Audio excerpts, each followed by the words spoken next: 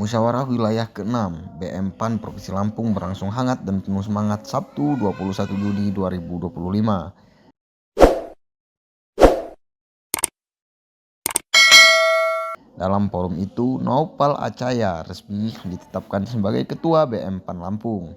Sebagai nakoda baru, Naupal membawa visi yang tegas, menata ulang struktur organisasi, memperkuat kaderisasi, dan menyiapkan barisan pemuda untuk menyongsong pemilu 2029 mendatang. Dalam 2 bulan ke depan, Naupal menargetkan pelaksanaan musda serentak di 15 kabupaten kota. Ia juga akan melakukan roadshow ke berbagai daerah, menjaring kader-kader unggul tak hanya dari internal tapi juga dari luar BM PAN. Periode 2025 hingga 2027 akan difokuskan penuh untuk kaderisasi. Para pemuda PAN disiapkan menjadi motor penggerak, lengkap dengan strategi pemenangan menuju pemilu. Musyawarah ini semula diikuti 7 bakal calon ketua, namun hanya 5 yang hadir.